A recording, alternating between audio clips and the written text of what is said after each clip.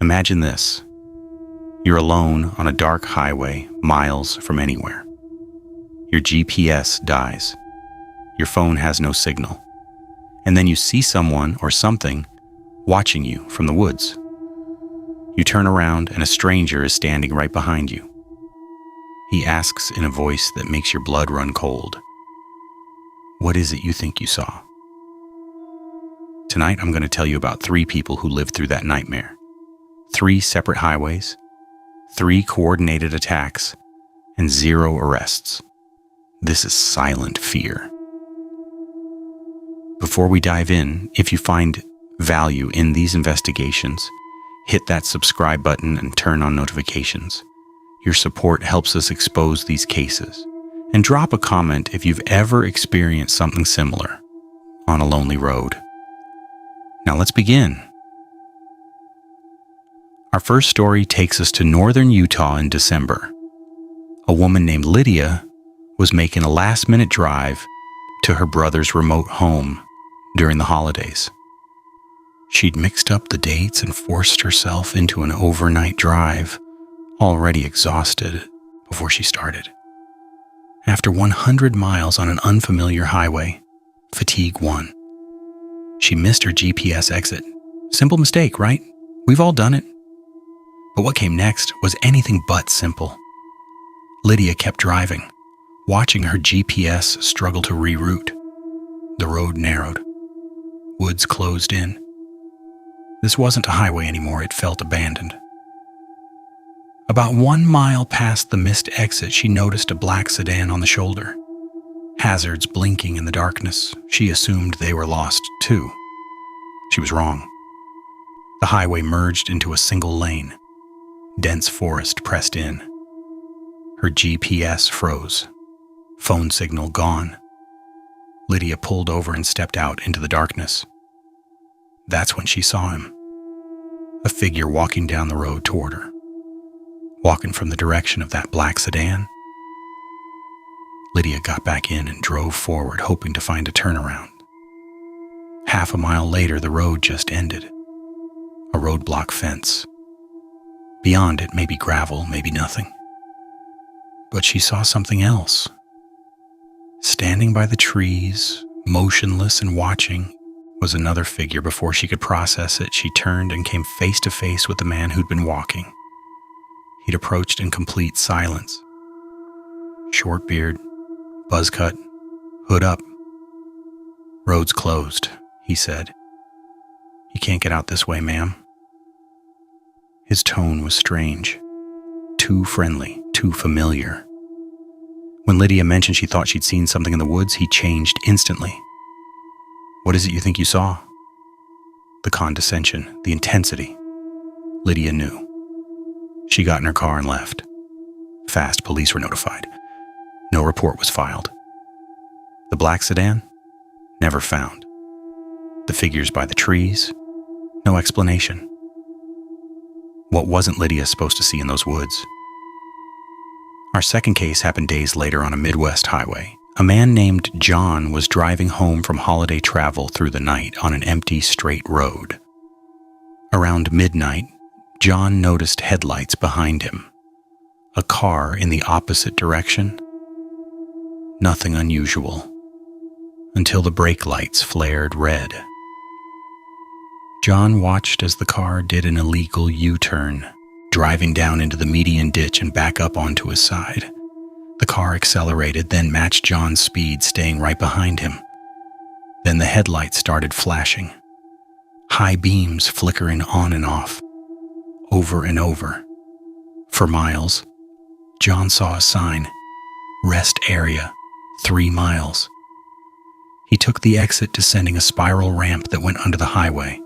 The rest stop sat at the bottom of a hill, isolated, invisible from the road above. The parking lot was empty.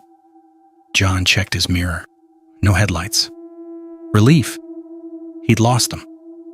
He went inside for less than 2 minutes. When he came out, another vehicle sat in the lot. Despite dozens of empty spaces, it parked one spot from his car. Tinted windows. Bright lights. John got in, turned the key, and nothing. The car was dead. With shaking hands, John dialed 911. The operator was calm until he mentioned the following vehicle. Suddenly, she spoke faster, more urgent. She'd heard this before. Police were 10 minutes out. The other car moved, parking directly behind John, boxing him in. A tall man in a dark brown jacket stepped out and approached John's window.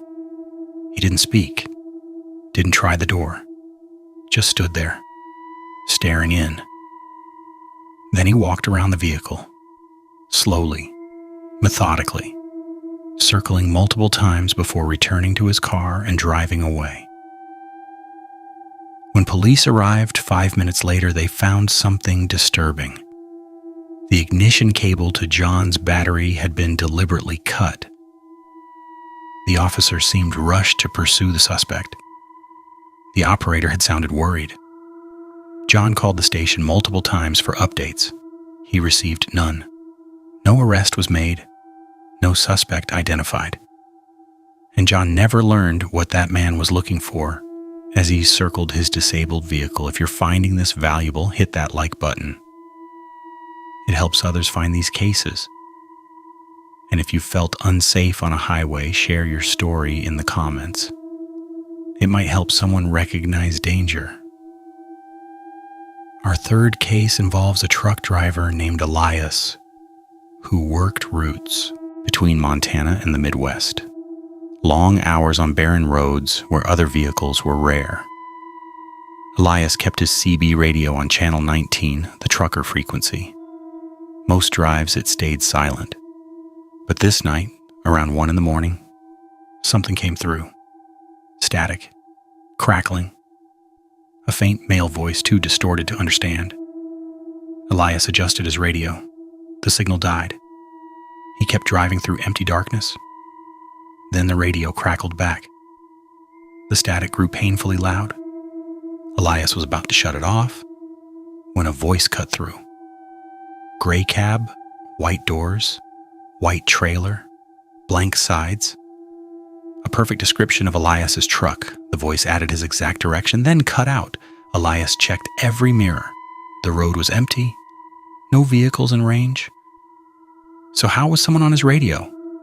How did they have his exact vehicle description? Unnerved, Elias tried calling his warehouse. No signal. He stopped at an upcoming gas station. The attendant booth was closed.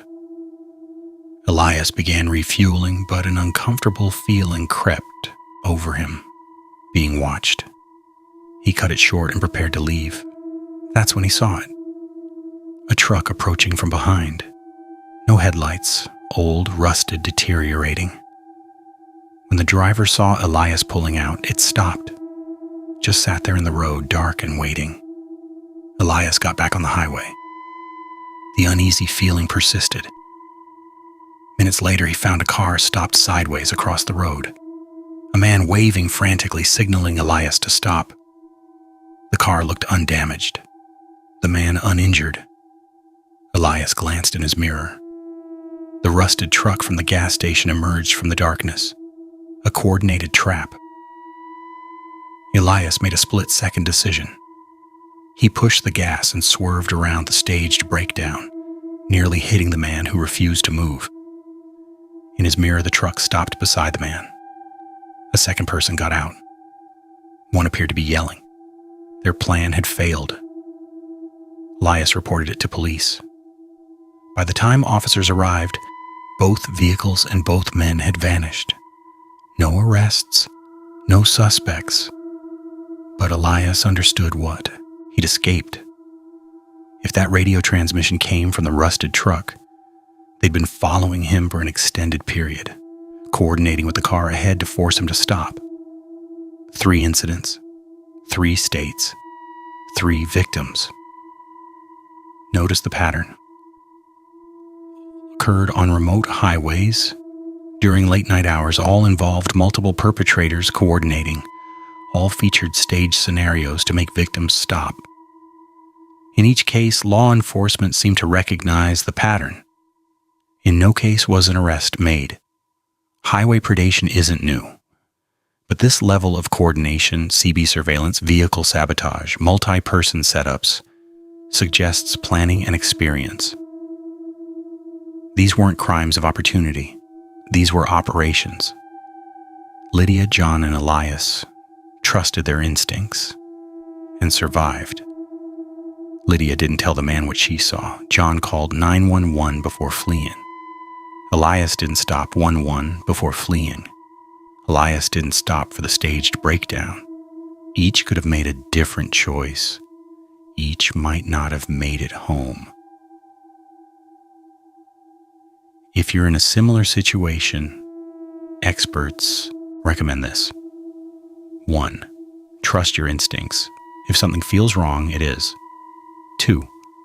Never stop on isolated roads for unverified emergencies. Call authorities instead. 3. If followed, drive to a populated, well-lit area. Don't go home. 4. If your vehicle's disabled in isolation, stay inside with doors locked until verified law enforcement arrives. 5. Keep your phone charged and know where you have coverage. These cases remain unresolved.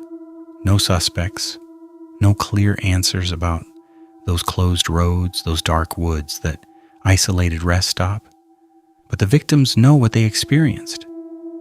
They know how close they came to becoming not survivors, but names in missing persons cases. Next time you're driving alone at night and something doesn't feel right, remember these cases. Sometimes the most dangerous thing you can do is stop. If this resonated with you, subscribe to Silent Fear and hit that notification bell. We bring you cases that matter, stories that need telling, warnings that could save lives. Comment your thoughts. Have you experienced anything similar?